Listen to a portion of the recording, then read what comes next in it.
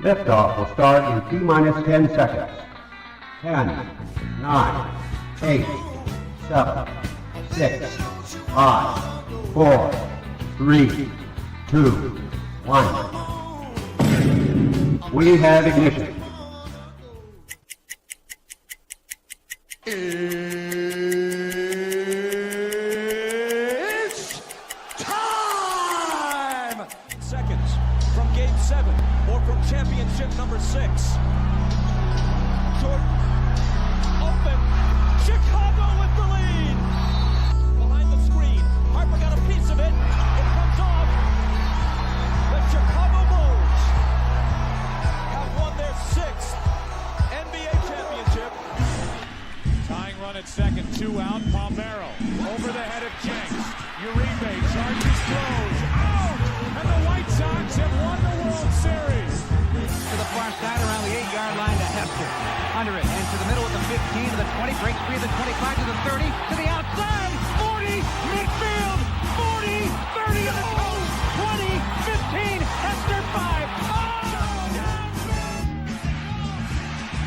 For the 3rd time in 6 seasons, it's one goal achieved. The Chicago Blackhawks win the Stanley Cup. A little bouncer slowly toward Bryant. He will glove it toward Rizzo.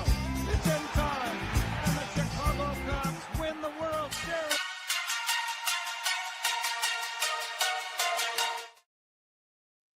What up, what up, what up? Welcome to ShawnSierraSports on Sports Zone Chicago. I'm your boy, the SuperBack, Shawn Sierra. Thanks for tuning in. If you're watching us on Facebook Live, well, then I guess you found us on Facebook. And if you're not following us on Facebook, what? Come on, go to Facebook, type in Sports Zone Chicago. Click the like button. Now you're following Sports Zone Chicago. Simple. Wait, there's more. If you're watching us on the YouTube channel, excellent. If you're not subscribed to our YouTube channel, for real, come on, man. Go to YouTube, type in Sports Zone Chicago, click the subscribe button, but also click the notification button. That's the little bell next to it, and that'll let you know anytime a show from Sports Zone Chicago is going live. Get it? Got it? Good. Now, you can also tweet the show. You can tweet us at Sports Zone Shy. That's CHI at Sports Zone Shy. If you want to follow me, just me personally online. Want to know what I did? Let me tell you what I did. I made it nice and easy for you folks. Nice and easy. One handle for Facebook, Twitter, Instagram, Snapchat, and TikTok. All one handle at the Shawn Sierra. Man, we got a great show, but I need you to get interactive. So whatever platform you're watching us on, whether it's Facebook or YouTube, leave a question or comment on that platform. It'll come up here in a thread. We'll put it up on the screen. We'll incorporate it into the show. And that, my peoples, is what makes this the best morning Chicago sports talk show around. And that's you. So bring them all, baby. Questions, comments, smart-ass remarks, because ain't nobody scared over here. Like The Rock said, baby, don't sing it. Just bring it. Let's check the chat because it seems to be jumping a little bit. Black Diamond checking in early. What's up, Papa? It says top of the morning, gang. PCA, MVP, FGB. I like it, baby. I like it. Although you could go MVPCA. Could do that, Black Diamond. MVPCA. Just saying. I'm not saying. I'm just saying. Sean Wall's in the house at Mickey Ficky TGIF weekend, baby. It is. I am fired up. Mr. Shode, what's up, Papa? Top of the morning to you as well, sir. Thank you for tuning in. I appreciate it. Michelle says, yo, Black Diamond salute. Bear down. FGB. Black Diamond Shorty. Bear down, FGB. Oh, man. The freaking Puerto Rican, my man and them. Luis Mejia checking in. Good morning, Papa. Rise and grind, baby. What's good on the wire? That's what he's talking about. Like David says, you're right, my bad. MVPCA. That kid is a freak, dude. That kid is having one hell of a year. I'll tell you what, man. It's something else. That kid is something else. Let me check something out here real quick. No, I did not put that up there. Crazy.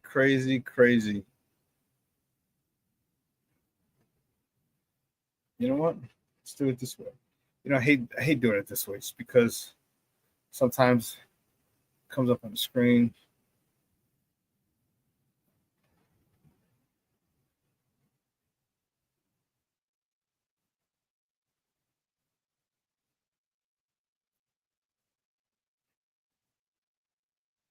just hate that. Yeah.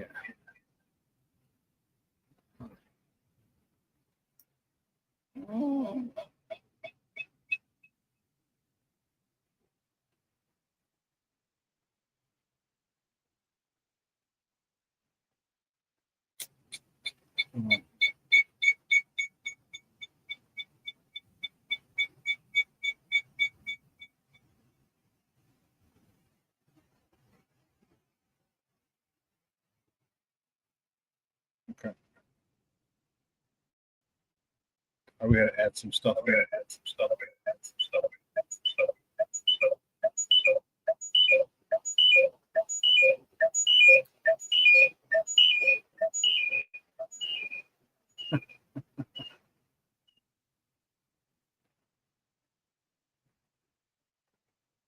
All right, we're good. We're good with the echo. All right, we had to add some stuff there, and we didn't get a chance to do that earlier. But yeah, let's check it out, baby. Let's check it out. Good stuff. Good stuff.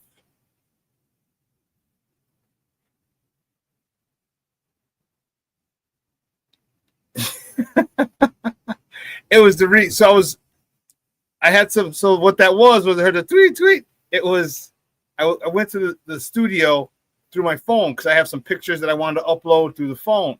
Instead of email them to me, email them to myself, and then taking them, downloading them to the computer, and then adding them into my key. So instead of doing that, I just went to my phone, went into the studio from there, and it's just quick. I can tag boom, boom, boom, 1, 2, 3, 4, 5, whatever, however many pictures I want, and then add, and they all go up together. But then you get the reverb because you're getting the volume from both. That's what it was. That's why you heard the birds. I was just trying to scare the Cub fans and make them think it was Cardinals. Cardinals or Blue Jays. Oh no, the Blue Jays did a number on the White Sox. Never mind.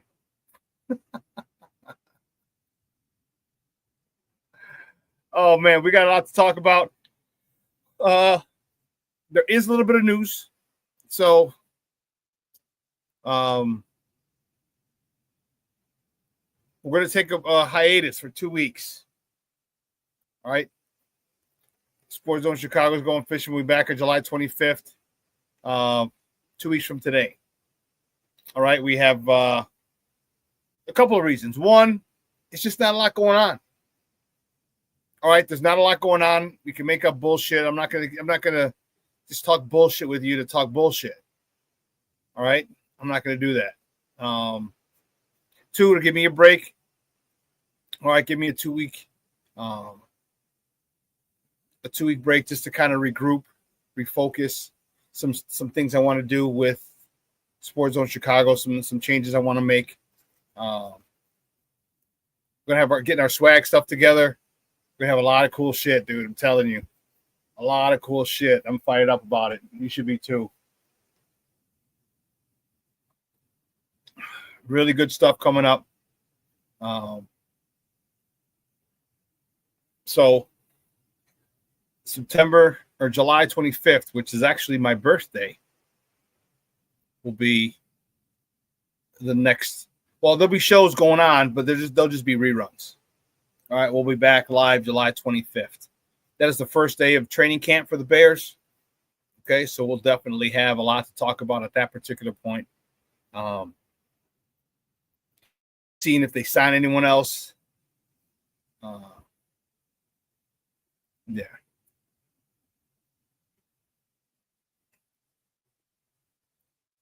Yeah, give me a little R&R, Rashawn, before the season starts, because once it starts, it's going to be hectic. It's going to be very hectic.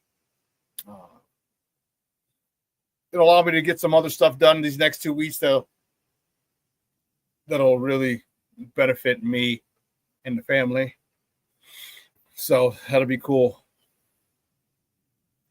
One of the things I wanted to what is this?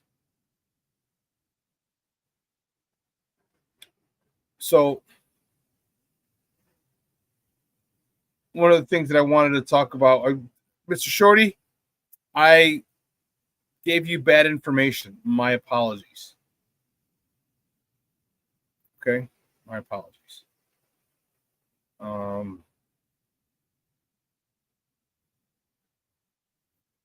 The printer, here it is.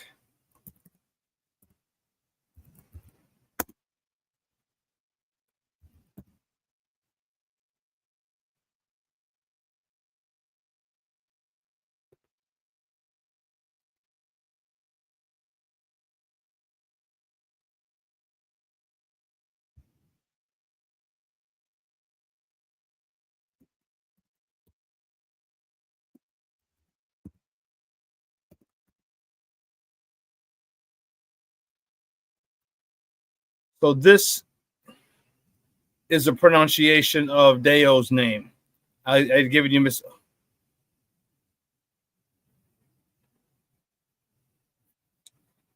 Yeah, so that's the pronunciation.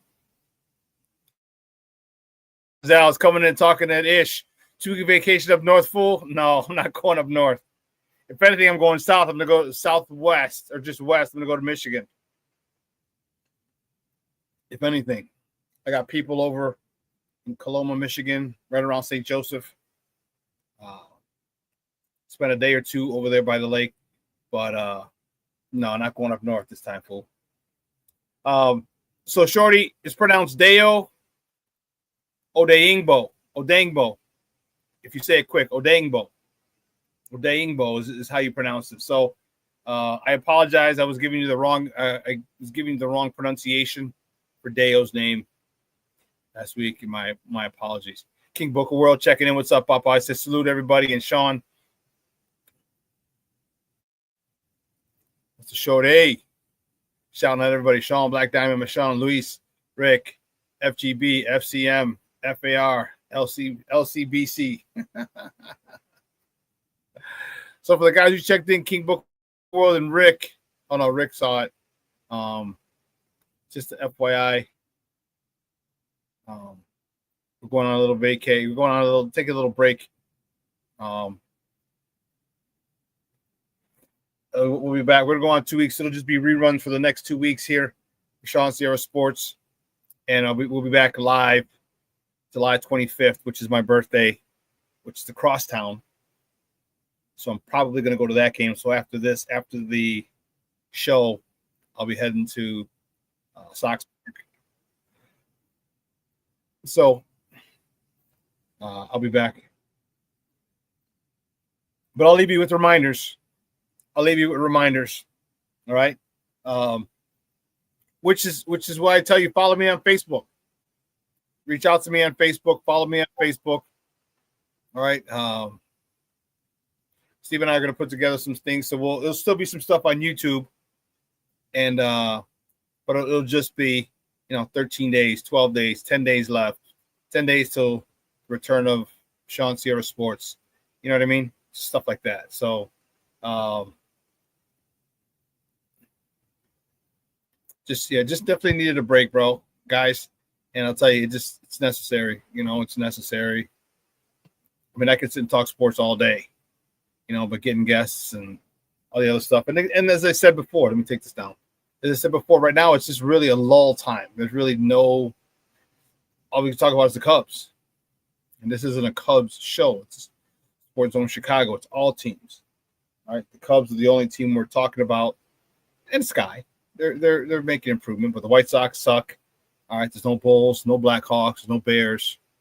All right. So just it's a good time. It's a good time.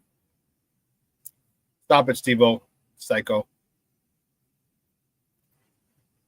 A closeted Cub fan. Closeted. Okay. That's funny. The grammar's completely wrong, but okay. Oh, goodness gracious. Let's see what else. Who else checking in? Oh, snap. Shorty says we are pulling our camper to Yellowstone next Thursday for a 2.5 week road trip. That should be fun, man. That should be fun. At least checking in. What's up, Mama? How are you? Thank you for tuning in. I appreciate it. Say happy Friday, y'all. Yeah, so if you saw Levet, I just checked in. So we'll have reruns. So that'll be the last live show for 2 weeks. 2 weeks from today will be the next live show. We'll be back. I just have some stuff I want to do, some updates for the show, for the network, things like that I'm going to get done over the next 2 weeks.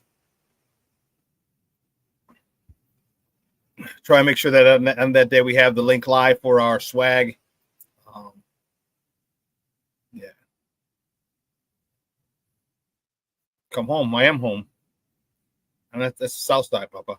I'm home. South Side.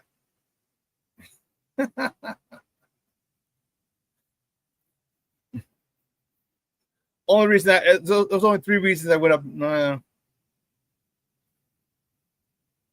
4 reasons I went up north. All right. I practiced up north with the Chargers. Went to hang out with Junior. Okay. Spent some time with some female friends up north. And do a little drinky drink every once in a while up north. It's the only reason I go up north. Drinky drink and eats. Good restaurants up there. And then I got on business up there.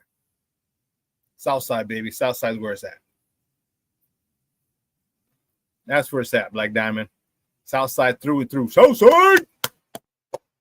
Southside!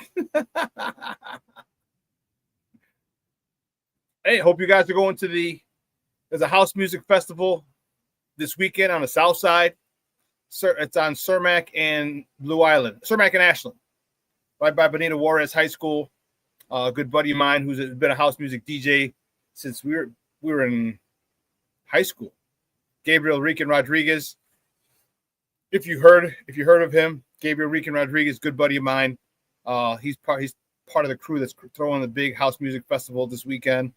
Like I said, it's on Blue Island and Ashland, Cermak and Ashland, right by Juarez High School. And it's also a river too. The Nile's also a river too. Rick knows what's up.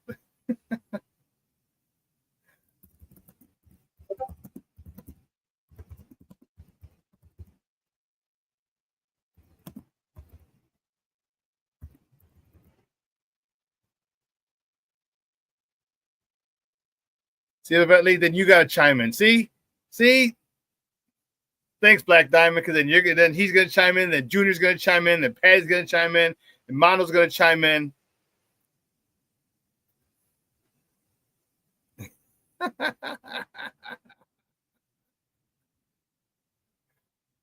I go up there for the fruits to enjoy, to pillage.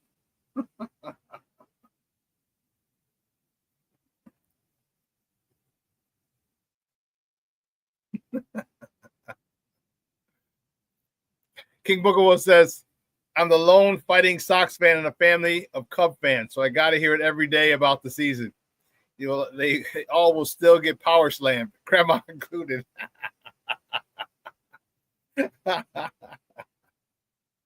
Oh, man. That's hilarious. That's hilarious.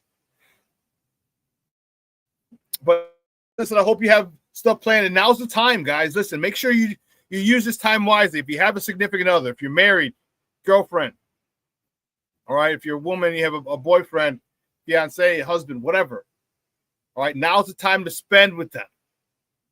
All right, because sometimes, and this is not the case always, because there's a lot of significant others who do like sports. But this is the time where, because you know how crazy we get during football season. You know how crazy we get. All right, it's football. You got football games on Sunday, football games on Monday, okay, football games on Thursday. If you follow high school, on Friday, Saturday college, all right, Thursday college. You know what I mean? So you got Thursday college, Thursday night football for the NFL. So football is gonna take over our lives, and our significant others know that about it, and they accept it. But now here's where we can really do them a solid. to borrow a phrase from Seinfeld. All right, you can spend a lot of time with them. There's tons of stuff going on. We got the Windy City Smokeout this weekend. All right, the Windy City Smokeout is going on. Listen, I'm not a country music fan, but I worked it a couple years ago, and I will definitely go again. But I'm not going to go until I can get a cabana, which will probably be next year. Thought it'd be this year, but it wasn't. I'll tell you what, it's a fun time. It's the Windy City Smokeout. It's country music, but also barbecue. So they have places from Chicago, from Kansas City, St. Louis, all the places that are pretty well known for their barbecue. They have.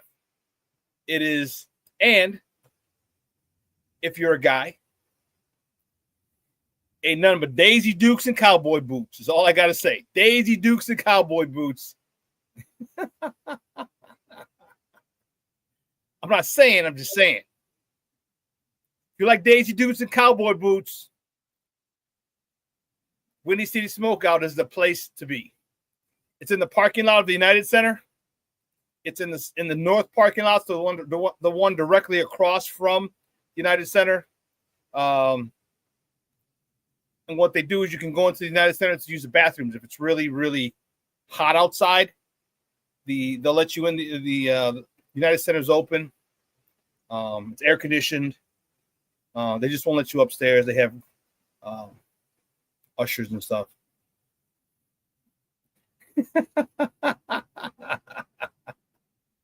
King Booker was damn it, Shawn, don't tell me that. I already have a fiance and a future ex-wife. Hey, you know what? You said your future wife's Boricua, right? Boricuas, especially and Latinas, they like cowboy stuff. They like cowboy stuff. So you know what? Take her to Alcala's right there on Chicago Avenue. See, I know my spots up north. All right, or take her to La Garra. Take her to the flea market. All right, take her to the flea market on 41st and Ashland. 2nd and Ashland.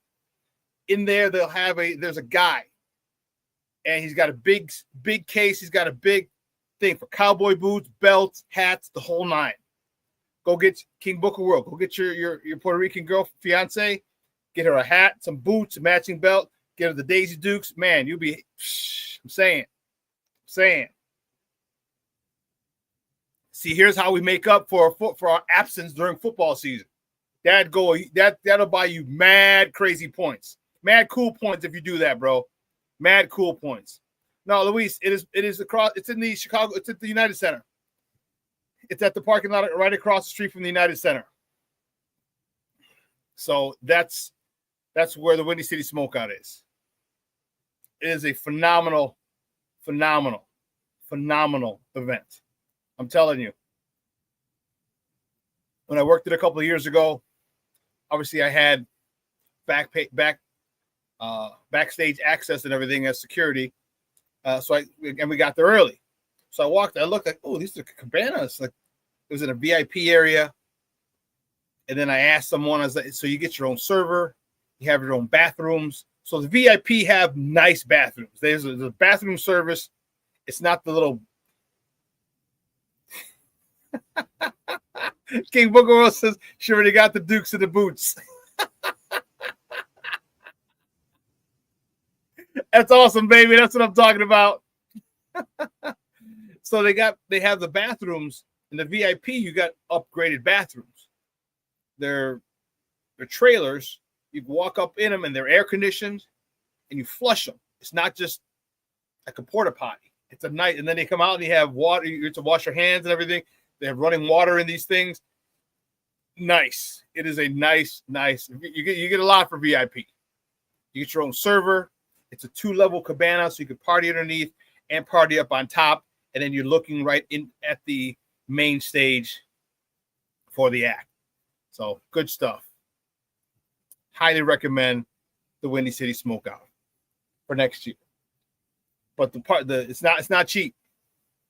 On Thursday, the general admission was $80. On Friday, today it's $119. On Saturday, it's $125. But Friday and Saturday and Sundays are all sold out. All sold out. So, but anyway, listen, we'll get to our top of the morning topics. But what we're going to do first, we're going to take a quick break. On the other side of the break, we'll get to our top of the morning topics. That, my peoples, I can promise you. And we're gonna cut the show short a little bit today. It's like school. You know, before you go on break, sometimes you get a half day. That's what we're gonna do. That's what we're gonna do today. But we still got a lot to talk. I'm not gonna leave you hanging. All right, so keep it locked right here. Shawn Sierra Sports on Sports Zone Chicago.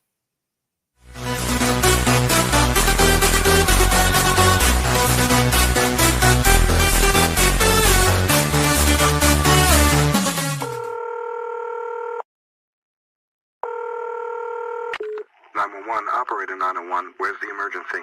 127 Brynmere. Okay, what's going on there? I'd like to order a pizza for delivery. Ma'am, you've reached 911. This is an emergency line. Large with half pepperoni, half mushroom. You know you've called 911. This is an emergency line. Do you know how long it'll be? Okay, ma'am, is everything okay over there? Do you have an emergency or not? Yes.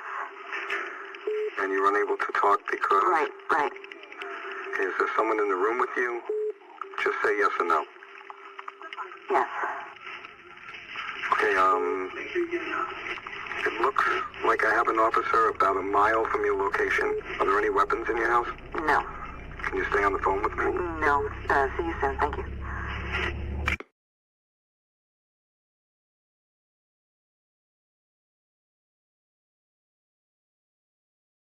Every day, we take steps to keep the people we love safe, but some health risks are easy to miss. Ticks hiding in the yard can spread germs, like the ones that cause Lyme disease. Mice searching for food can spread bacteria that makes us sick. Mosquitoes lay eggs in standing water and can spread West Nile virus and more. Cockroaches are drawn to water in the home, leaving behind allergens that can trigger asthma attacks. Common pests can threaten our health.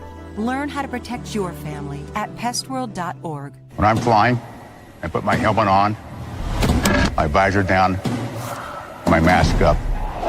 You don't know who I am. Whether I'm African American, Asian American, Hispanic, white, male or female. You just know I'm an American airman kicking your butt.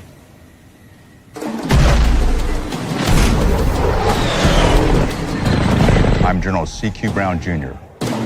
Come join us. No, I don't know, though. I'm scared. I mean,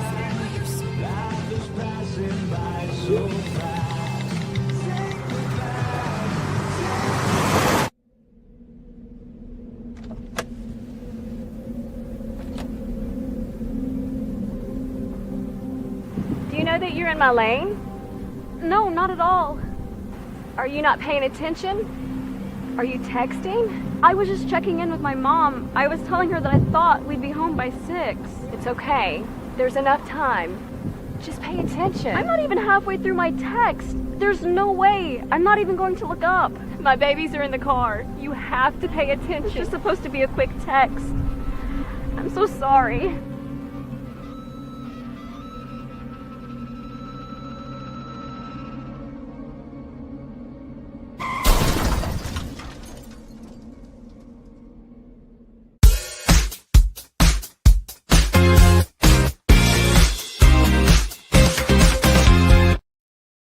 Him in. They've not gotten a big hit or a 2-out hit. This would be a good time for Nico to come through.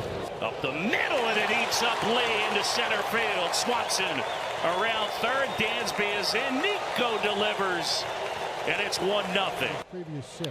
Ground ball to short. Tough play. Swanson gloves it. Throws to second for 1. Over to first. A double play.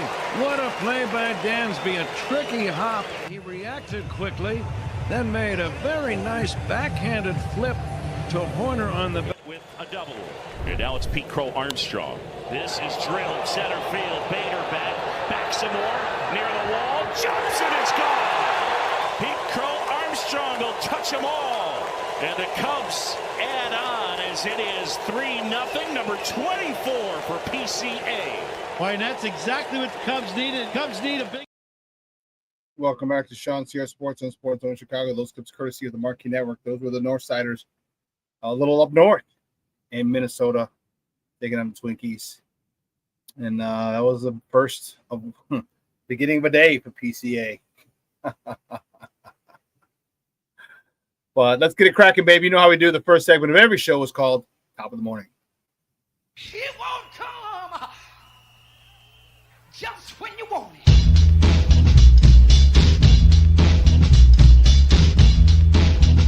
Top of the morning to you. Top of the morning to you. First top of the morning topic. Really, the only sport that was going on yesterday that was happening. It was crack-a-lacking. Cubs. There you go, baby. Cubs beat the Twinkies 8-1. Colin Ray, he got the win. He's 7-3 on the season. He went 7 innings, 3 hits, 1 earned run, 2 walks, 5 punch-outs. PCA, what a day, young man. 3 for 4, a double, his 21st of the season, 2 homers, bringing his total to 25 on the season, 3 RBIs, bringing his total to 70 on the year. Nico Horner was 2 for 4 with an RBI, his 39th. Dansby Swanson, 2 for 5 with a double, his 13th, driving in his 44th run of the year. Listen, kid, look at this. It's pictures from Sports Report. Pete Henry Crow Armstrong is the first Major League Baseball player ever, with 25 homers, 25 stolen bases, and 70 RBIs before the All-Star break. This kid is doing something really, really, really special up on the north side. Up on the north side.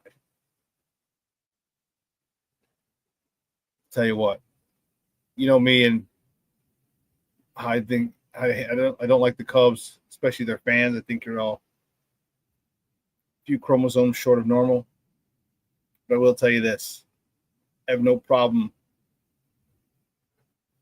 calling a spade, and this kid is really putting together one hell of a year. One hell of a year for PCA. First Major League Baseball player ever. 25 homers, 25 stolen bases, 70 RBIs before the break. Are you freaking kidding me? 70.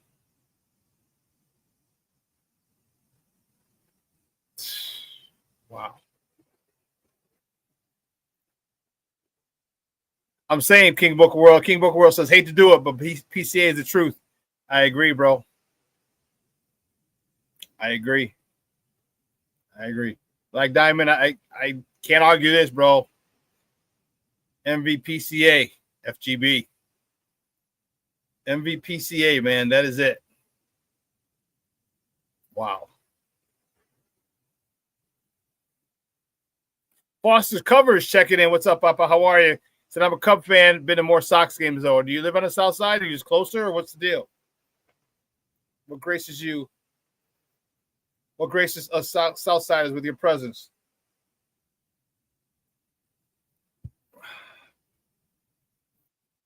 But man, that is, I'm telling you, what this young man is doing is truly, truly, truly special. Truly special.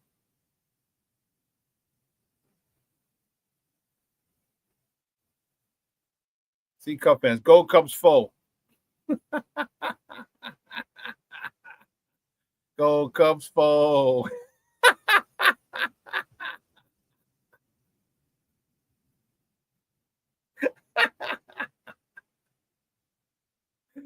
Anyway, the Cubs travel to the Boogie Down.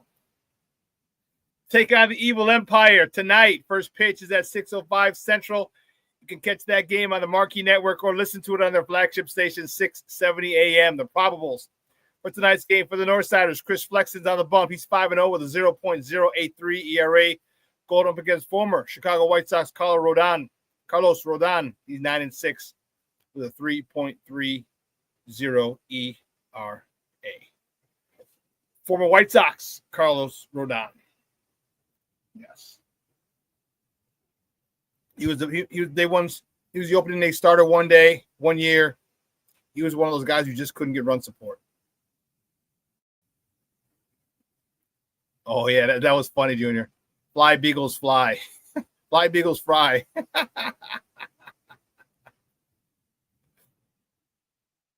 Oh, Foster's live in your neighborhood, huh? Oh, okay, Junior. All right. Are you a Taco Burrito King guy also, Foster's? You a TBK guy? So I love me some Taco Burrito King. I might just go up to Junior's just to have TBK. No, actually, I don't have time this weekend.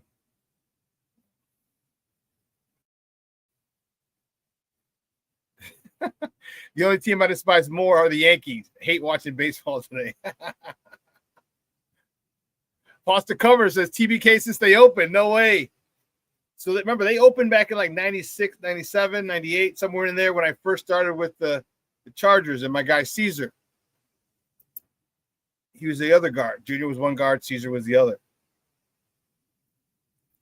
And my guy Caesar took me to the original spot, which is right there in Belmont and Harlem, right behind that gas station on the northwest corner. And, man, it was literally a shack. I don't even know how the hell the thing stood up, how you locked it at night. It was a shack. And he's like, dude, you'll love the burritos here and everything. Sure enough, I did. Great stuff. Great stuff. Great. Then they just kept feeding people late night. You know how much white people love, that's predominantly white area. You know how much white people love Mexican food, and they're drunk too. Man, they blew up. They have like 5 locations now. Man. King Booker knows what's up. He knows what's up too. He says 4 a.m. after the security gig at the club, TBK. That's why I got close to 400 pounds. Damn, dog. I hope you're nowhere near that now. Got to get you working out and shit. Man.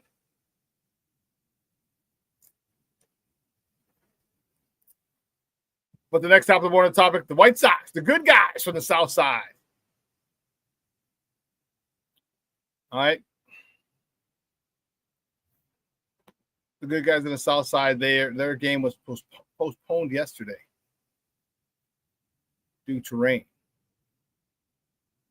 Okay. Postponed due. It was crazy yesterday. That was nuts. Let me do this. It was nuts, man.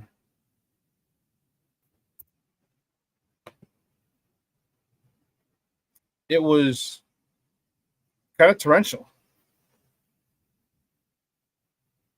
It was bad. But you know what? It happens, bro. It happens. You know what I mean? So what they did is it's going to be made up as part of a doubleheader today. So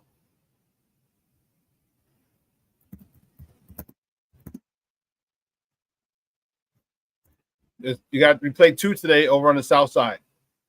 All right, first pitch is at 2:10 for game 1. You can catch that game on Chicago Sports Network or listen to it on their flagship station, ESPN 1000. The probables for game 1 today, actually this afternoon, for Cleveland, Logan Allen. He's 5-7 with a 4.07 ERA going up against Shane Smith, the White Sox lone representative in the All-Star game, who's 3-7 with a 4.20 ERA.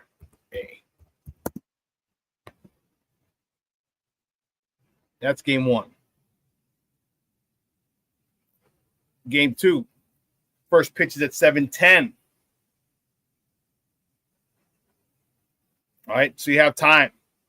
There's going to be a big gap Because if the first game's at 2:10, games are going 2.5 hours now. Hell, even if it goes 3 hours, that's 5:10. You still have 2 hours between game time. I highly doubt they're going to let you go out and come back in. So I'm going to keep you trapped there for 2 hours to make sure that they maximize their concessions. Bastards. The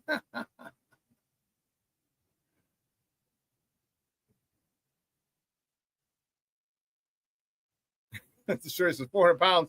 That's me if I ate Foster. For Gonzalez says El Burrito Loco and Alsip was the spot after the club. Where was that? El Burrito Loco. Where was that, Rick? 111th. Where was that? King Booger Will says nowhere near that anymore. Okay. Oh man, John Ziegler in the house. What's up, John? How you doing, Papa? He said, yo, Shawn. Rick Gonzalez says on 115th. Okay. Okay. All right. Yeah, so we used to go to El Gallo de Oro. All right, we used to go to El Gallo de Oro on 63rd and Sacramento. I can't tell you how many fights I saw there. I can't tell you how many times I saw people get thrown through the window there. There's always fights there. Always fights.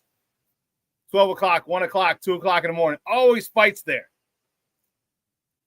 And at least 3 times I was in there when someone got thrown through the front windshield, through the front glass, through the front window. At least 3 times. John, what's up, Papa? Says he's doing good, brother. How you feel today, my man? I'm feeling well. That workout was good. That workout today was good. It was nice. It was nice. This is my first one back because when we talked earlier this week, my ankle was acting stupid. So it got better to the point where I was comfortable going today, and it was good. It was good. I feel good. Thanks for checking. Foster Cover says TBK got 8 or 9 locations. Yeah, 8 or 9. Yeah. That's right. I don't know about 8 or 9, but yeah, they had a lot. They got a lot. At least 6. At least 6. Yeah. Junior says, in the 90s, I like Camino de Michoacan on Sheridan and Irving Park. Irving and Sheridan. What was drunk or mine? I had a burrito de asada, rice, beans, cheese, and sour cream. Rice, beans, cheese, and sour cream. That was it. Rice, beans, cheese, and sour cream. That was it. Yep, that was my order, Rick. You know what? I can't tell you the last time I had a burrito. I really can't. Like an actual burrito. Like I couldn't. Like I've had a Taco Bell one. Don't ask me why. I was starving. It was the only thing around. I had one of those about 3 months ago. But I mean like a burrito, like where you got to pick it up and you got to hold it with both hands burrito. I can't tell you the last time I had one because I'm not going to be able to finish it. Real talk, I won't be able to finish it. It just right now is just too much. And the crazy part is we had guys when we were younger, we had guys who would eat 2 burritos. We used to do crazy shit like we had an order. You go to Burger King, we get a double whopper, fries, onion rings, chicken sandwich, and a pop. That'd be our order. In high school, we could do that. Double whopper with cheese, double whopper with cheese, fries, chicken sandwich, onion rings.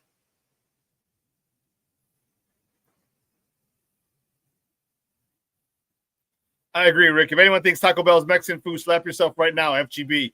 Yes, that is not Mexican food. That's late night crap. That's late night hunger. That's late night hungover or drunk food. That's what that is.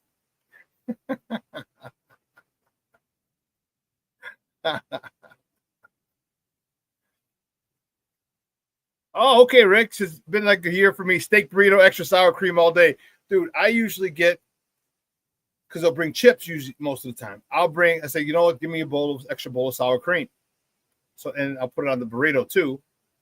Or because now I just get tacos. I'll get 3 tacos and that's it. And I'll put the sour cream from the bowl they give me that I dip the chips in. I'll put it on from there. But yeah, dude. Rice, beans, cheese, and sour cream. That was my shit.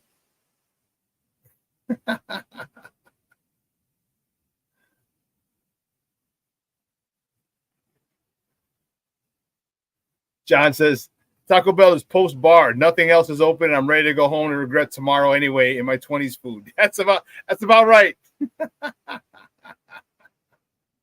That's about right, man. That's about right. And there was a diner. There was a diner on Armitage. On Irving Park, just west of Ashland. It was dirty ass diner. Beautiful place when you're drunk. Wow. And they had this thing called a slinger. It's like hash browns, eggs, pancakes, all kinds of shit on one plate. And if you finished it, you got a certificate and they put it up on the wall. So one of our guys, Isaac Green, he played football at Mississippi Valley State. He was our left tackle. Goes in there, finishes it. He's like, whoo. I was like, you good? He goes, yeah, I could probably go for like another half one of those, but I'm good. I was like, whoa. Yeah. Rick, you ain't lying. White Castle, you can always find some crazy people. FGB. Always. Junior says a 3 taco plate, rice and beans. Yeah. That's what mom gets. 3 tacos asada. She just gets lettuce and tomatoes on there. Yeah. That's funny. That is classic.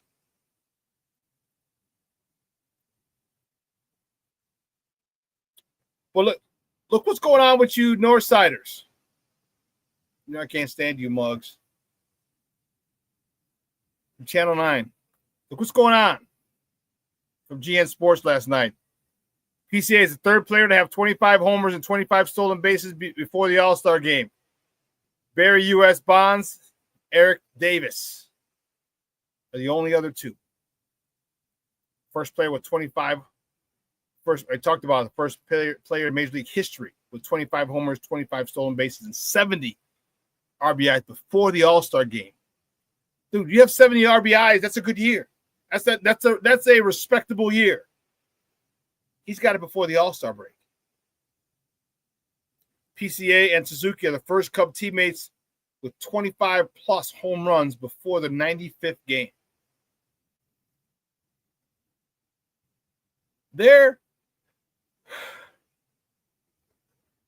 That's a hell of a duo. That is a hell of a duo. Suzuki with the snub.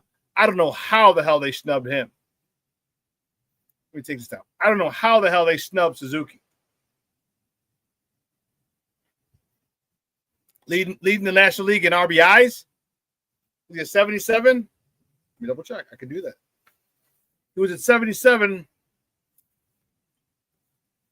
Cub stats, Suzuki. Yeah, he's at 77. 77 RBIs. PCA, 70 RBIs. It's damn near 150 RBIs between 2 guys before the All-Star break. Are you freaking kidding me? Before the All-Star break. Man.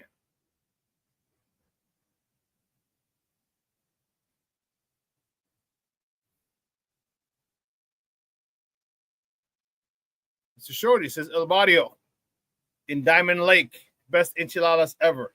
Where's Diamond Lake? Is that here or is that out by you now, Shorty?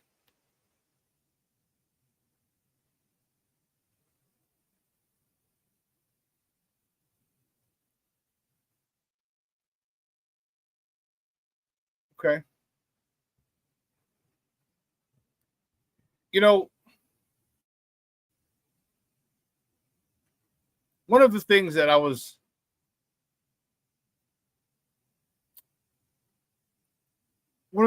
talking about, someone gave the Bears a B minus. I'll tell you who it was, so we can discuss this. ESPN analyst Seth Walder gave the Bears a B minus grade for the 2025 offseason, despite a lot of people giving it an A. What he didn't like the acquisition of JonahJackson and Grady Jarrett.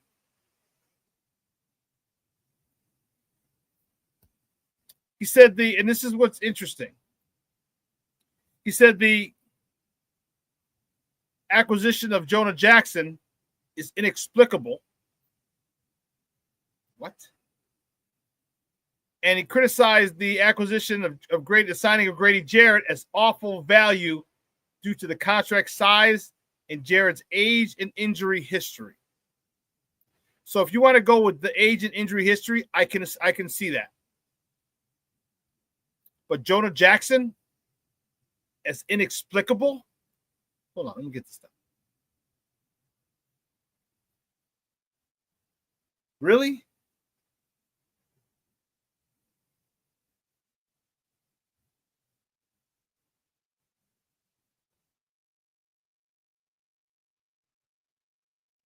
Okay. Seth Walder is a sports analytics writer for ESPN. He specializes in using quantitative analysis to cover football and basketball. That's all I need to hear. Quantitative, you're done. And also contributes to the sports betting coverage on ESPN Bet Live, Prize Rolls.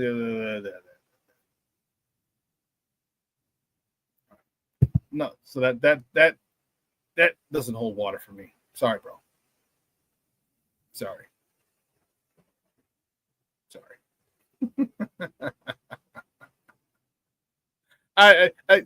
Analytic. He said analytic. No, never mind. Sorry. It doesn't hold water. But, he said that the acquisition of JonahJackson was inexplicable.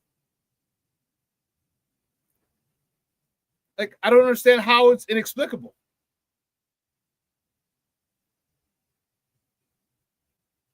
Like, I don't understand where that's coming from. Because, yeah. Detroit Lions. When he was here's why I tell you, watch out for these analytics people. JonahJackson made the Pro Bowl in 2021. He was with the Rams. I'm sorry, when he was with the Lions. Okay? He made the Pro Bowl when him and Ben Johnson crossed paths. He coached them there.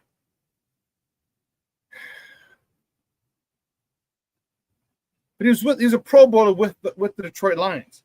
So why I don't understand the explicable part of bringing a former Pro Bowl offensive guard to a team that needs a guard. Back with his old offensive coordinator. How is that inexplicable? When the Bears needed help in the two guards in the center position, you go get a guard who is a Pro Bowler under the coach that you have now as your head coach. Explain that to me, how that is inexplicable.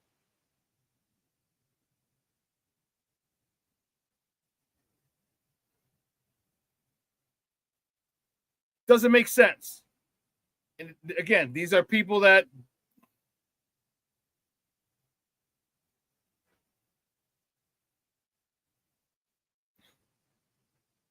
telling you, it's something else, boy. People are something else. They'll throw analytics. You mention anything, analytics, you're done. You're done with me. You're done with me. You're done.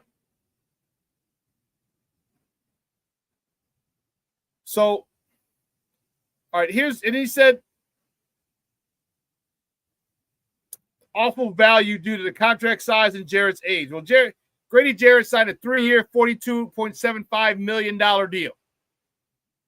Okay.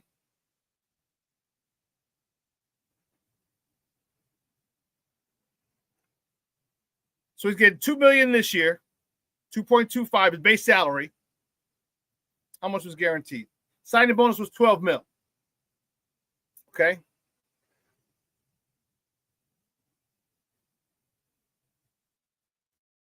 So at signing, he got 27, guaranteed at signing 27.27, $27.25 million.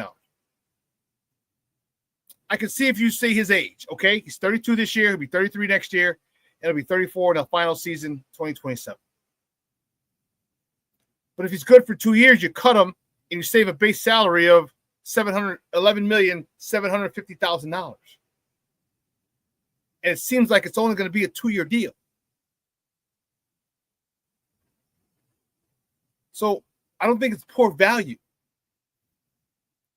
I don't think it's poor value at all, especially when this guy is going. Not only is he going to, are we expecting him to perform on the field, but we're also going to see him in a leadership capacity.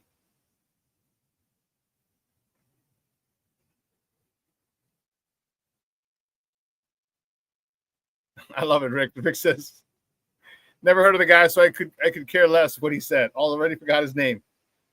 You forgot your signature, bro. Don't do that again."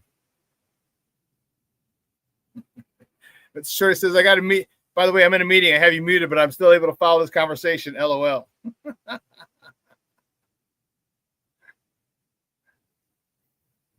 Lavette Lee says, "Rick, FGB." Shorty's going crazy. Junior says, "I hate ESPN reporters. You know, they cover the national news. It's more East Coast thing than anything, and that's a little annoying. You know what I mean? That's a little annoying. East Coast bias."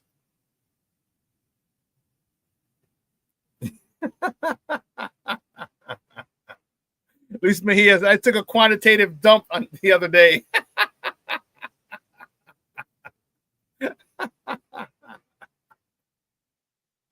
Oh, man. Where did that come from? This is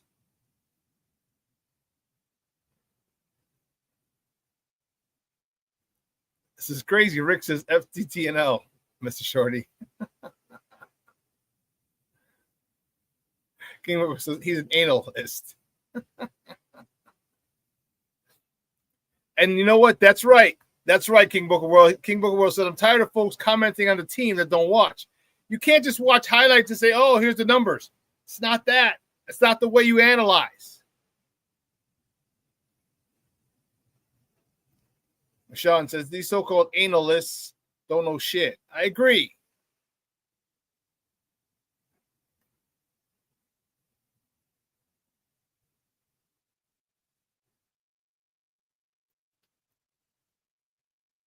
Let's see.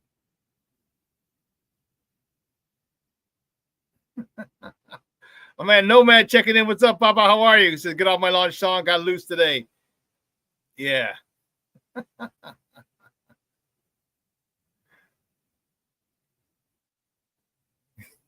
You guys are on fire today. Oh, you guys are on fire. But listen, let me take a quick break. At the other side of the break, we're going to talk a little Bears. Then we're going to wrap it up. All right? It was a short show today, as I said.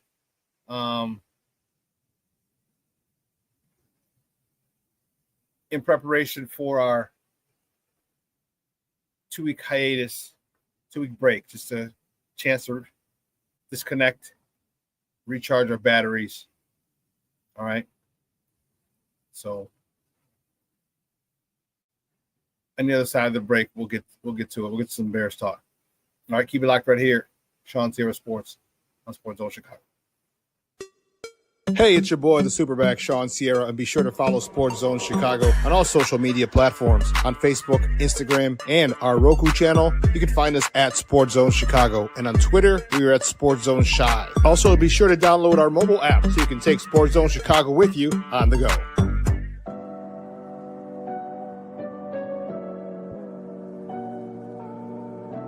How do you take care of your mind health? For my mental health, I meditate in the mornings. I have my dogs. They're the best. I just find ways that help me just relax. Finding things that make me happy, like being close to my family. I meditate a lot and read books. I have hobbies outside of the game. I'm able to switch off. I'm able to turn my brain off from the game of basketball. Your mind health matters. Your mind health matters.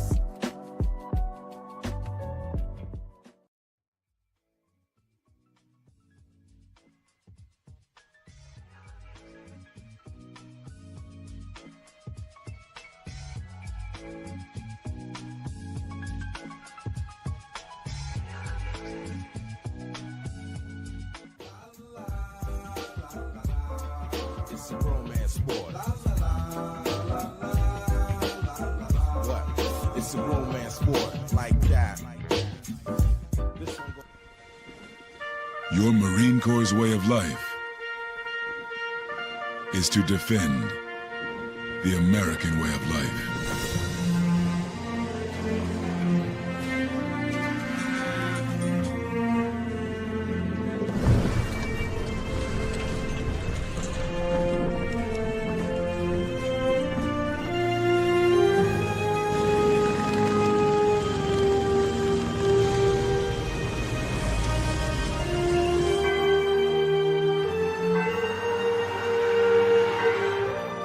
Every day, no matter where we serve,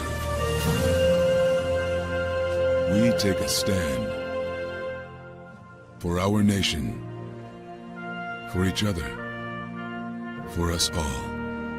The few, the proud, the Marines.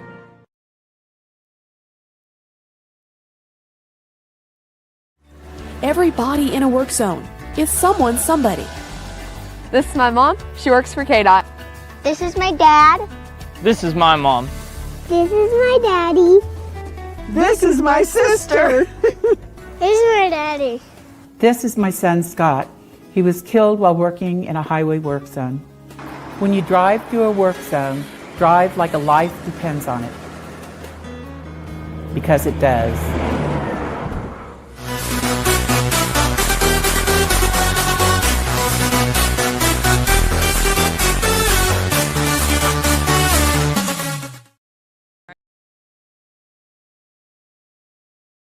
All right, you're one of the longest tenured Bears in this locker room, which is crazy at this point in your career, right? What's the different feel with Ben Johnson now as head coach heading into this training camp?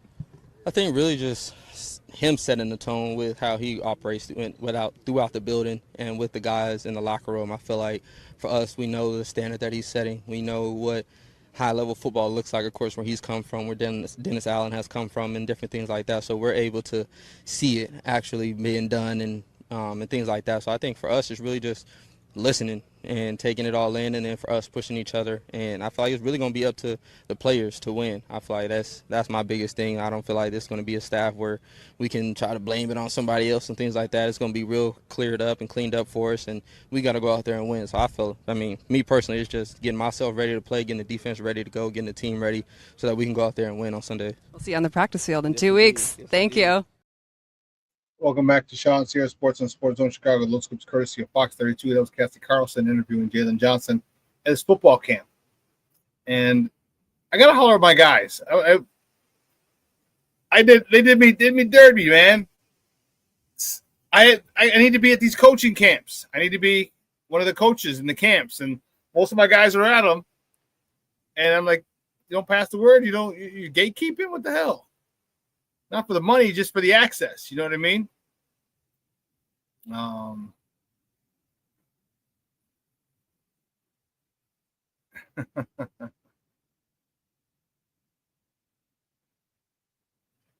Really? Oh, there's a whole bunch of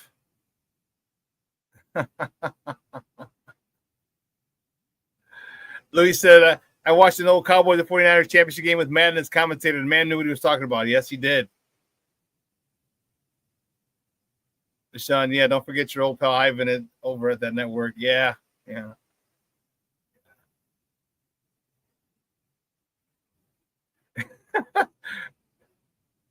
So they're with CHGO now?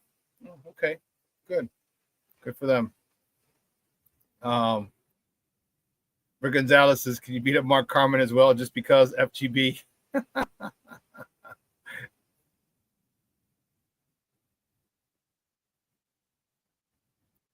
Oh, they talked major ish about CHGO a few years ago when I used to watch them. It won't last. Okay.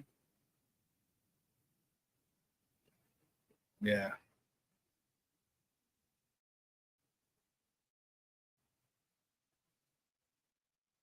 Yeah, CHGO is trying to absorb competitors.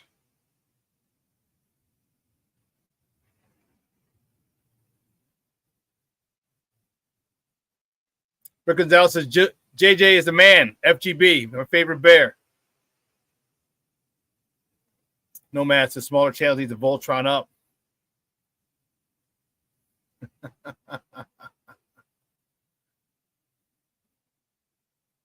No, man, says Carmen's cool when you meet him. He just doesn't know anything.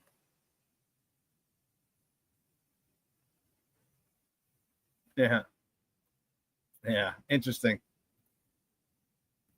But interesting what Jalen Johnson said. And I'm not sure what he meant specifically. He says it's not going to be a situation where we can blame anyone anymore.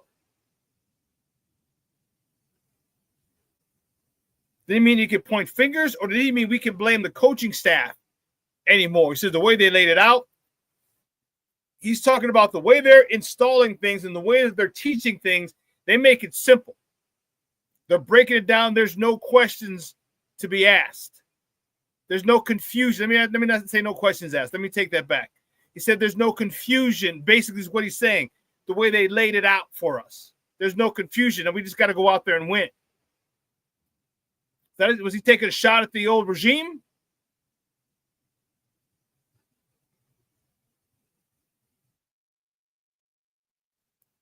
I don't know. Seems like it. We can't blame anybody.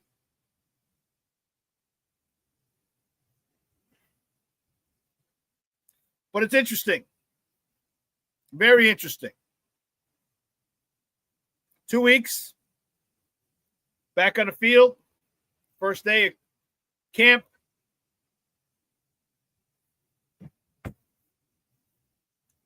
It's going to be fun. You know, I have a feeling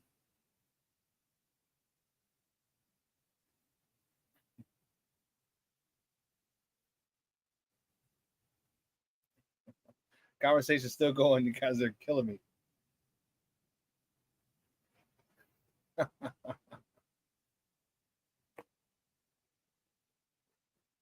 You guys are killing me.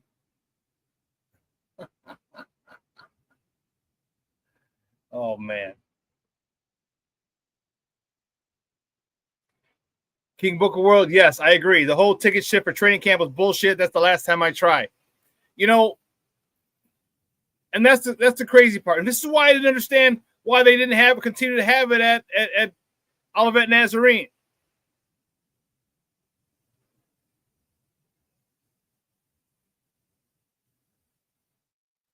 And someone in the inside that I knew that was working for the Bears at the time said that Olivet Nazarene was just not coming through and living up to their expectations or what they had anticipated they were going to get.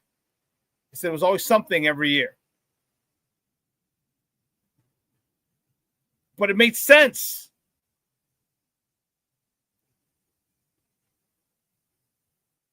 It made sense. Because now you have X amount of tickets, and here you're isolating your fans. You have X amount of tickets. At Olivet Nazarene, they didn't have a X amount of tickets. Show up, you had that whole college space, You had the hill, right when you walked in. You had a lot of land, a lot of fields, a lot of places for people to stand and watch or sit and watch. When they moved it back to Hallis Hall, I knew it was going to be a shit show. That was before they built the two fields on the opposite end or other side of the Walter Payton Center. So now they have 5 fields now. 3. The 3 fields right next to Hallis Hall. And then you know the little path. You walk to the Payton Dome, and then behind the Payton Center is 2 more fields. There are 2 more fields.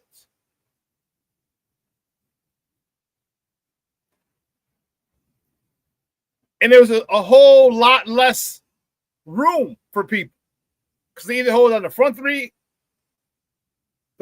fields or the back 2 fields. There's not a lot of room back there. And there's nowhere to park. You got to park at the Hawthorne Mall, hop on a bus, and the bus brings you over there. It's a pain in the ass. It's a pain in the ass. And I don't know. I just don't like it at Hallis Hall. I don't. I think it's a more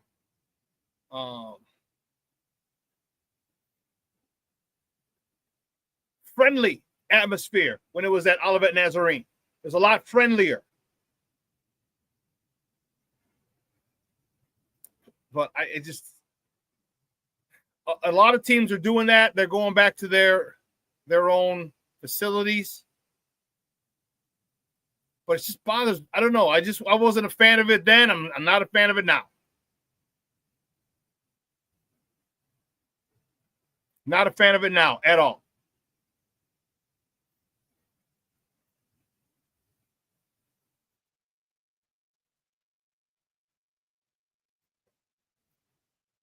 Because now people are selling tickets, and here's the thing: they'll acquire the tickets. They'll have their whole family, right? You get Saturday, you get Sunday, you get this day, you get that day, you get this day. All right, go. And they'll get tickets and they don't use them. Then they want to sell them.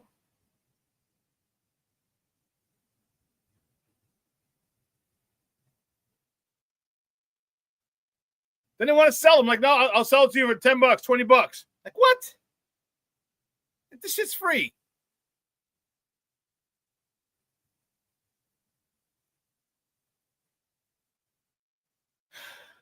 Just don't like it, man. I just don't. King Booker World says, I refuse to buy any tickets for training camp. Louis says, I remember going to Platteville with the kids. That was a ride. Yeah, Platteville was way up there. I was up 90. That was up. I had to go past Wisconsin Dells for that one. Nomad, you're right. He said you could feel the fan base at Olivet. It was electric. It was. Because the close proximity with which the fan base was literally the string that separated the players and the fans. And the players would come over, they bullshit with you, take a picture with the kids, throw the ball, you know what I mean? Play catch with some of the kids right there. Like they're right there. You reach out and touch them. And in here, it's, I don't know.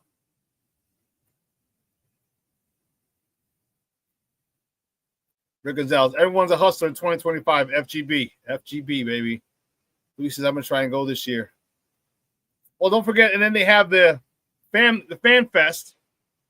I think it's August something. August 2nd, August 3rd, August 4th, somewhere like that. At Soldier Field, which is cool. Tickets are like $5. That's what, you know what? That's cool. That's cool because you got concessions. I don't know how much the parking is. Hopefully, I'm going to try and get credentials so I don't have to pay parking.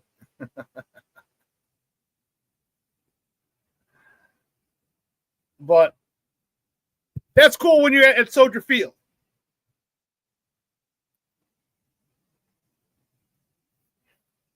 Nomad says, when Devin Hester was a rookie, Olivet was lit that year.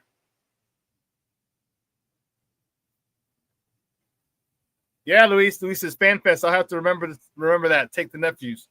Yep. Yep. And then, I mean, they charge you a little more, but it's not a full price.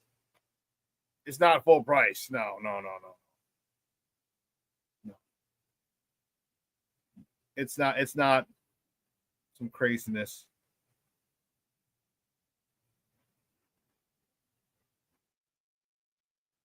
Let's see. I'm pulling up now. Pre-sale happening. You got to buy them now.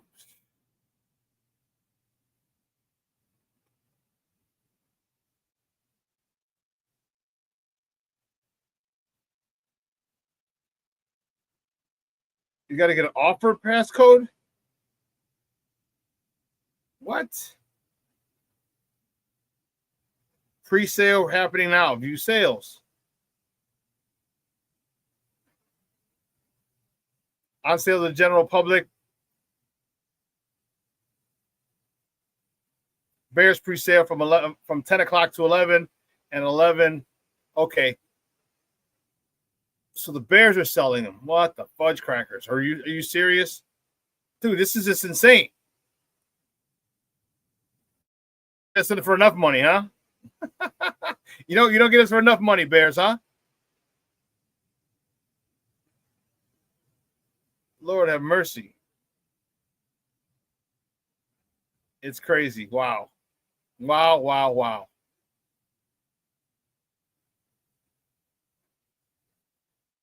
Yeah, they're not I'm not finding it. So it's 11 o'clock is when it's available to the public, apparently.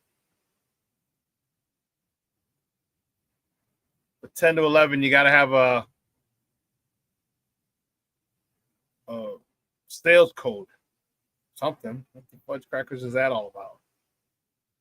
I don't know.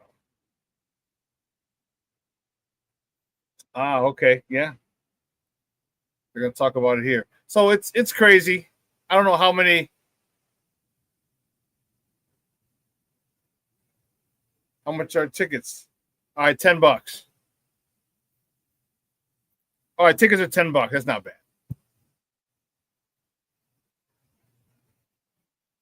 Yeah. So $10, Luis, per person to go check it out and then then get accosted by the concession stands because they're gonna be full price. No, man, you wouldn't even want early training camp tickets. It's ugly to watch the first couple of weeks. Yeah, especially learning a new offense. New offense, new defense. There are going to be a lot of mistakes that will be made. All right, there'll be a lot of mistakes that are made. But I mean, if you just want to get out there and see football, then fine. That's cool. And be careful. With being said, be careful. When you hear if Caleb isn't picking up the offense, this is a big if. Watch how they jump on it. And let me tell you first, from a guy who knows football very, very well. Okay? Don't believe the hype. Don't believe the hype. Only some of you guys know what I'm talking about.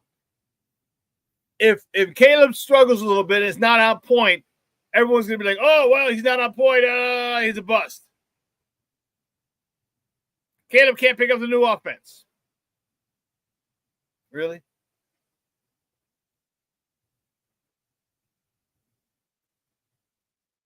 Louis, hit me up. I got a guy.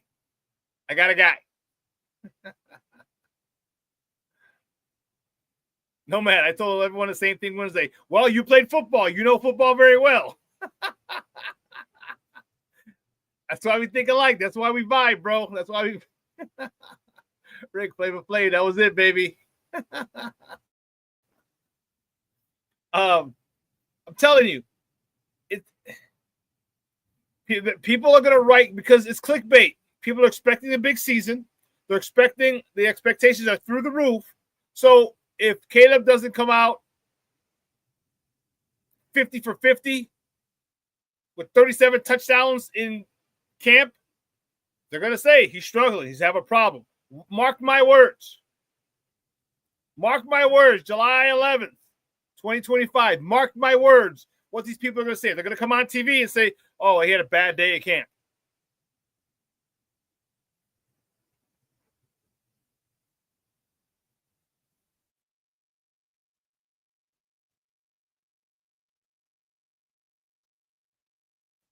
What are you saying, Junior? Junior says, Shawn had Ike's my son up for Christmas. Yeah, I don't know. Hooked you up. Yeah. Got to struggle pre-greatness. Yes, you do. So watch the people on the different networks saying the Bears are struggling if they don't come out and look like 10-year vets. Everyone looks like they've been an assistant for 3 to 4 or 5 years. Watch how quickly the networks flip. They'll do it. They'll do it. Oh, okay. Yes. Junior said, Shawn hooked my son up for Christmas. I got a covert Bears jersey.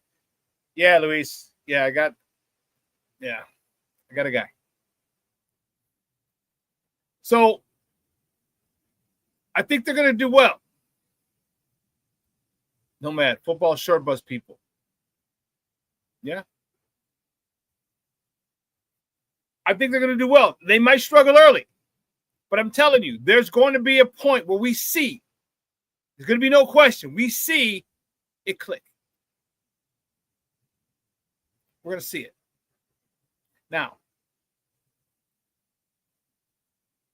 Caleb has to do a really good job. And from all accounts, he has been. All right? First guy in at Hallis Hall. One of the last guys to leave. That's excellent. Okay? Are his receivers doing the same? Hope so. Is he getting chemistry with them? Is he working on his ball fake? You saw the clip on social media. He was at the park and he was working on ball fakes. That's going to be paramount for him.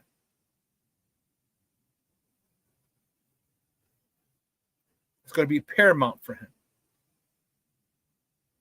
They talked about it on Wednesday. Why? Everything with football, everything goes hand in hand, interlocks like a glove. Okay, because once you have that run game that we have, we upgraded the offensive line. So now we're going to have a much more potent run game initially.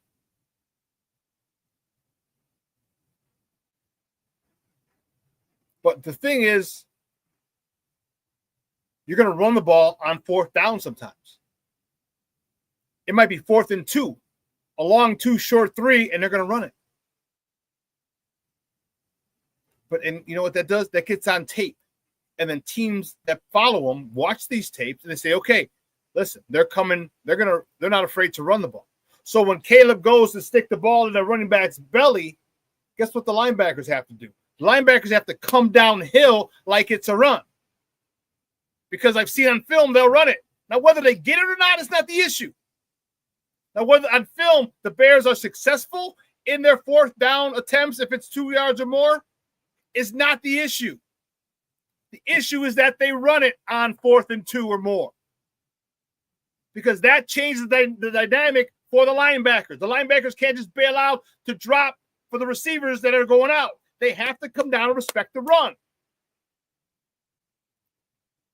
Which opens up the area behind them. Which is why Caleb becomes a master at ball fake, at play action. If he does that,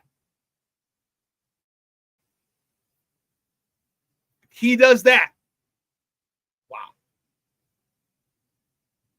You got Cole Kmet, you have Colston Loveland, you have DeAndre Swift out of the backfield, you have DJ Moore, you have Roma Dunze with slants behind those linebackers. They have to come downhill. They have to. They have to. When you see a team go for it on 4th down and they run it, God forbid they become successful a couple of times on 4th down. Whew, what are you going to do now? Now you're stuck. So this is the type of, this is what I'm telling you. What football people will tell you. This is why you listen to people like me. Listen to people like No Man. Listen to people who know the game. Not just quantitative analysts.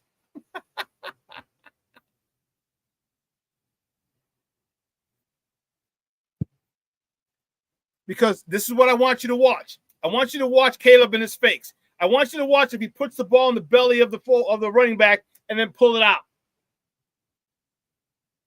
All right? Caleb's pull-out game got to be strong. Caleb's pull-out game got to be strong, baby.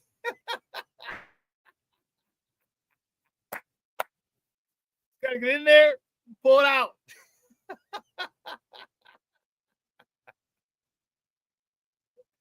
And I'm telling you, the longer, here's the best way. The longer that ball is in the belly of the running back, the better it is for Caleb. The better it is.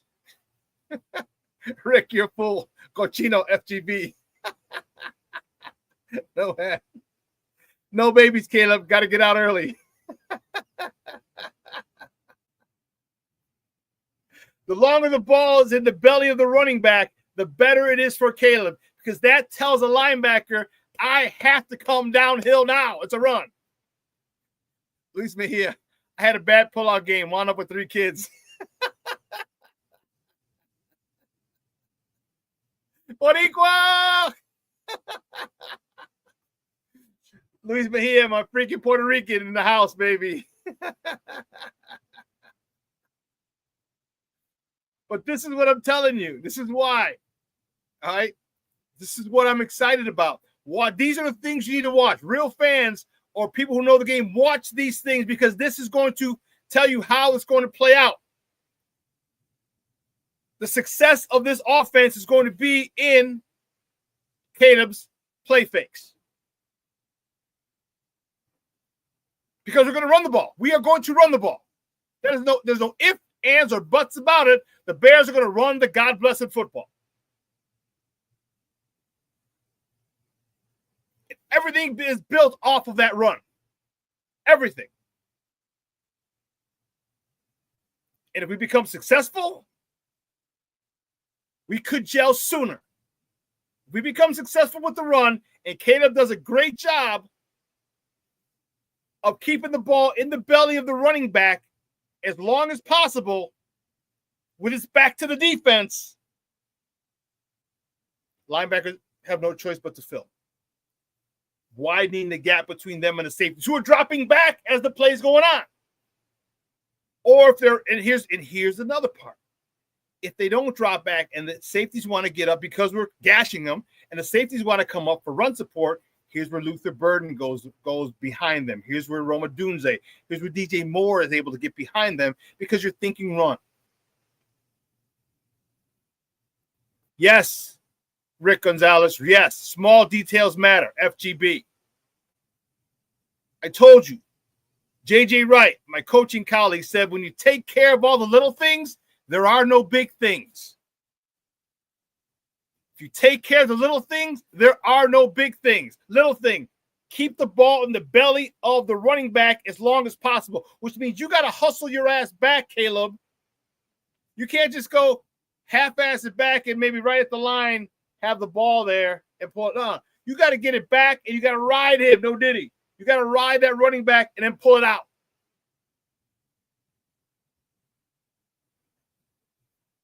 Any guys play linebacker here on the thread in the chat? And you guys play linebacker?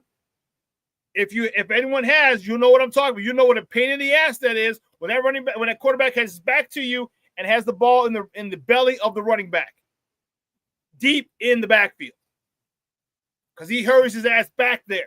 You remember Peyton Manning? Peyton would run outside zone to Edgerrin James. He'd get it. He'd get out. He'd have the ball out there.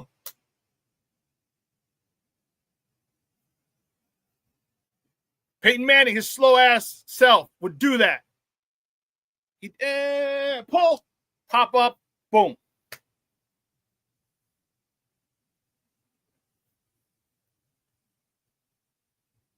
Nomad. So Sean's describing why Caleb has to sell the fake until linebackers buy it. Yes. And the longer you hold that ball in the belly of the running back, they are buying it quicker. Because you're going to hold it in the belly of the running back once for 1, 2, 3 steps, and then boom, let them take it. Same thing. Get it back again. Hold it, ride them, let them take it. Hold them, ride it. No diddy. Let them take it. Hold them, ride, pull. Now the linebackers are sucked up, and now the area to throw is much, much greater. Watch these things in practice. If you get to training camp, watch these things. That is going to tell you, that alone is going to tell you how soon this is going to click. So I don't think Caleb's going to have a problem hitting the open receivers. I hope not. I hope not, because there are going to be some receivers coming across. He had an issue last year with missing some receivers. Hopefully he's going to be better, because there's going to be a lot of receivers open. With the run game that we have, or the anticipated run game that we're going to have, and everything coming off the run game, there'll be a lot of people running wide open. Having people in trail technique.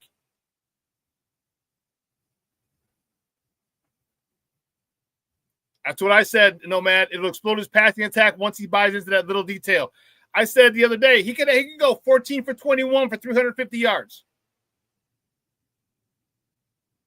You'd be like, how? Because he hit a guy, he faked, hit DJ Moore behind the guy for a slant at 12 yards. DJ ran another 35. No touchdown, just 35 yards. That's 47 yards on a slant. 47 yards on a slant. That's possible. I told you, we have yak monsters. DJ Moore, Roma Dunze, Luther Burden, Colston Loveland. Even Cole Kmet is a decent yak guy. But these guys are yak.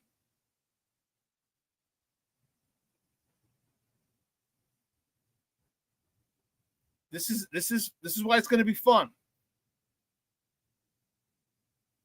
This is why that little detail, remember, you take care of the little things, there are no big things. Take care of that detail and watch how much easier it is to find your receivers. Watch how much easier it is for you to hit guys wide open. How much easier it is to find guys who aren't being covered because the linebackers who should be covering guys are coming downhill on your play fake. These are things. This is what I want to look at in camp. In addition to the O-line. But, what are you going to do? I'm still a little annoyed by the number 4 offensive line in the NFL preseason before they played a snap together. All 3 of the interior 3. Still don't know who the left tackle is. Yeah. King Book of World. He says Swift about to put a lot of doubt to bed. DeAndre Swift had 950-something yards last year with a shitty offensive line. He almost had 1,000 yards last year with that crap offensive line. Running up the middle of the field between the tackles. Not all of it, but a lot more than I thought he would. I think Swift's going to have a great year. Great year. I think he's going to be the breakout player on offense. We might have a couple breakout players on offense. I see him and maybe a Dunze because, I told you how I think Caleb feels about DJ. His guy is Rome. This could be a Rome breakout year. But I don't want DJ's numbers to suffer either because DJ's a stud. But I digress. Don't be surprised if DeAndre Swift comes out with 1,200 yards. On the defensive side of the ball, my guy, the breakout years, is Tyreek Stevenson. After being clowned last year and doing all that nonsense, acting a fool, being one of the main reasons we lost the Washington game, which snowballed into a shitload of losses. I think he comes back. Oh, King Bo, you said 1,400 yards. Okay. Only reason I don't say 1,400, I think they're going to get Kyle Monangai a lot of carries. That's the only reason I don't say 14. If they didn't have another one, because I think Kyle Monangai is going to be that dude. He is not easy to bring down. You don't lead the Big Ten in rushing one year, then the next year you're second in the Big Ten in rushing and not know how to run the God-blessed ball. I can see that, 650. That'll put us at 1,800 to 1,900 yards between the two running backs if DeAndre Swift gets 1,200 plus.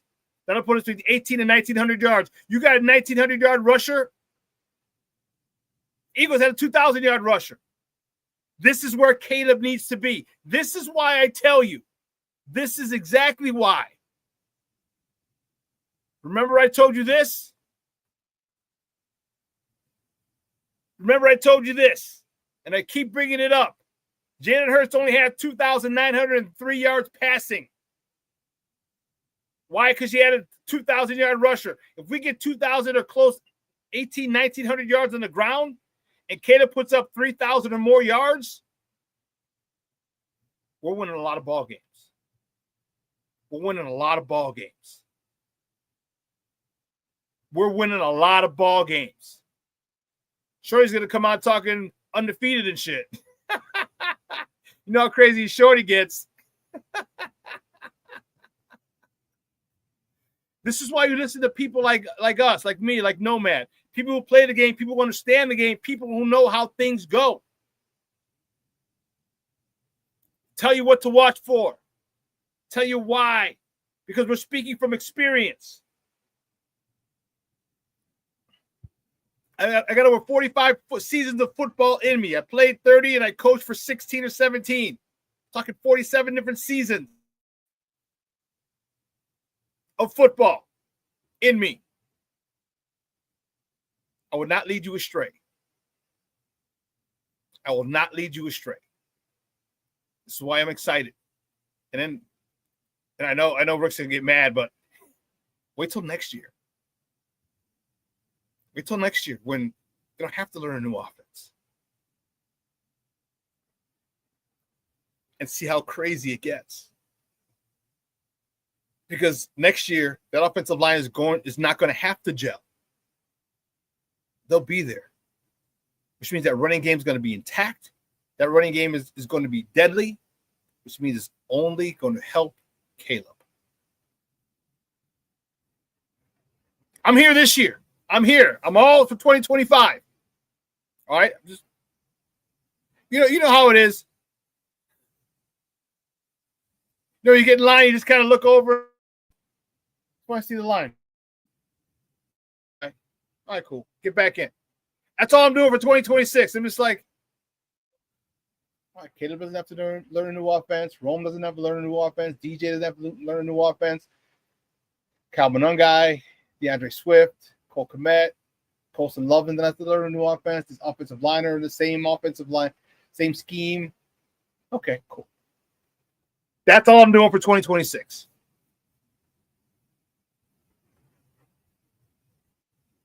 I'm all with you. I'm all here in 2025. Okay? I'm all here. But I'm excited, man. I'm excited.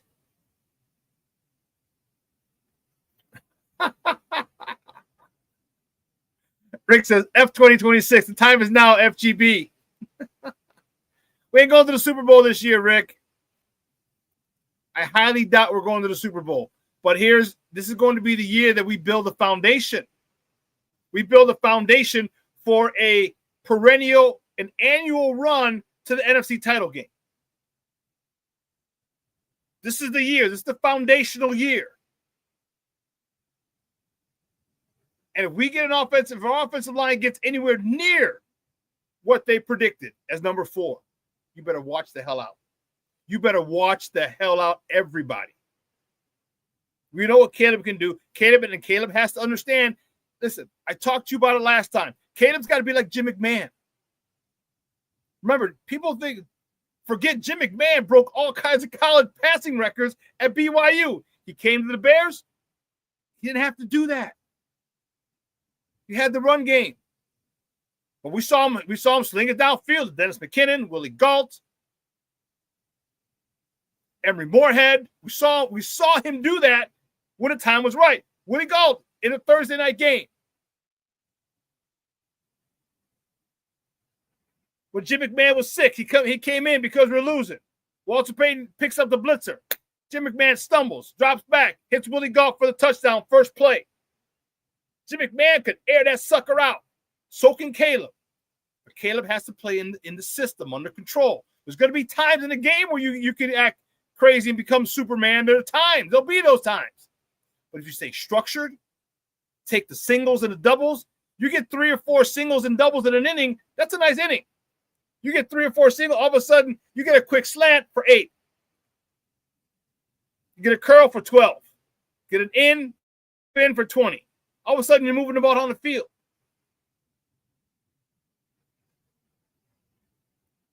The mentality of Caleb has to be one of discipline and structure. Take the big play when they give it to you, but beat the hell out of them. Here's the thing. You have to be a body puncher. This is what running the ball does, and this is what the short passing game does. Those are body blows. Those are body blows. And Caleb has to be okay with that. And according to his head coach, he is okay with that. He is okay with that. Because there's going to be times when they say, all right, you know what? Watch that safety. He's been creeping up. Watch that, you know what? Because they're in his head. Hey, watch the safety. He's been creeping up on this type of situation, down distance, this area. Boom. Now you look deep.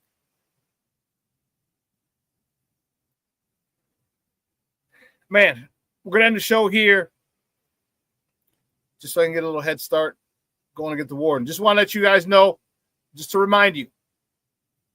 All right? We'll be back July 25th, my birthday. Day of the Crosstown Classic on the South Side. We'll be back. We're going to be off until then. 2 weeks from today, we'll be back live. Okay, there'll be reruns next Monday, Wednesday, Friday, the following Monday, Wednesday. All right, I want to get some housekeeping things done. I want to get our swag shop up so when I come back, you guys will be able to get some swag. All right. And just kind of get things in order here at Sports Zone Chicago for the football season. Got to get my tickets to go to Vegas, my tickets to go to San Francisco. So we'll be back live. And just a break, man. Just a break. All right? Just a break. I need a break. There's not a lot to talk about right now. What are we going to talk about? Cubs? Sox? God, no. Sky? All right? So, 2-week break. We'll be back. And like I said, me and Steve-O, we'll put stuff up, 10 days before the return of ShawnSierraSports. 9 days, 8 days. We'll have a countdown, and we'll do that just to keep you. Might even do a little video of it. Yeah. Rick Gonzalez says, coming back to work on a Friday like a true vato. Enjoy your break at FGB. Always FGB, man. Always. FG Mickey Ficky GB. Motherfucking Green Bay. Deserved. Yeah, I'll take it, man. I will take it. Go Sox, go. Unlike go Cubs foe. I know you did that one on purpose, Junior. But listen, it's gonna be fun. This Bears season is gonna be fun. As I said, we're gonna watch them grow, watch them develop, and that's part of the allure of fandom is watching your team grow. Why do you think we love the Bulls so much? We saw them get past Detroit. We saw them grow. We saw Scotty from a skinny Mother Hubbard. All right, moving to hitting the weight room. Him and Horace getting bigger, getting stronger, getting more confidence. We saw that maturation process with the Bulls in the 90s to become what they became. We saw the Blackhawks when they drafted Kane and Taves and all those youngsters, Bufflin, Sharp. We saw them grow, develop. We saw Patrick Kane go from a small little skinny, scrawny little dude. He's still small, but now he put some meat on his bones. We saw them. He saw him become the NHL MVP. We saw them win 3 Stanley Cups. That's what I'm talking about. It's the process that we're watching, and that's what endears them to us. And now, I mean, they're already our people. They're already our players. We know that, like our kids are. But man, when we see them do this and get to those heights, something else. Something else. You gotta love the process as much as the prize. You have to love the process more if you're a player. But as a fan, you gotta enjoy the process till we get to the prize.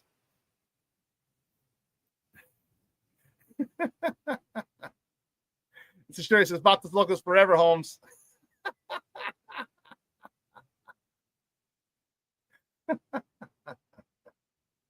But anyway, guys, have a phenomenal day. If you're in the Shy, man, tons of stuff going on this weekend. Make sure you get out there, make some plans with your friends, family, friends, loved ones, okay? With your compadres, with your peoples, okay? I'm telling you, there's this Windy City Smokeout this weekend. There's a house festival Saturday and Sunday. All right, rooftops, patios, pools, a whole bunch of stuff, man. Whole bunch of stuff going on in Chicago, the Chicagoland area. Make friends, make friends. Make time for your friends. I tell you, let your loved ones know you love them, because tomorrow is promised to no one. Now is the best time. If you're a significant other, listen, make time with them, because we're going to be crazy during football season, especially if they don't like sports and football. Right? Now's the time. Take them to the House Music Festival this weekend. Take them to the Windy City Smokeout. Do what you got to do. Make time for them now, so football season you get a little bit of slack. All right? 12:15, Second City Sports with Lakina and Sid. They're going to take you on another 2-hour tour of Chicago sports. Okay, I'm going to replay this at 6 tonight. So if you missed any part of it, you want to go back and check it out, it'll be on at 6 p.m. tonight. All right, I can't wait to see you guys in 2 weeks. All right, I'm going to enjoy these 2 weeks off. Like I said, I'll probably head to Michigan once or twice. Not up north, fool, Rick. I'm going the other way. Around the lake, around the other side of the lake, the east side of the lake. And I'll see you guys in 2 weeks. All right, I love you and I appreciate the support. All right, so for everyone here at Sports Zone Chicago, I'm your boy, the SuperBack, Shawn Sierra. See you guys in 2 weeks. Somos pocos, pero somos locos. Your boy, the SuperBack, is out.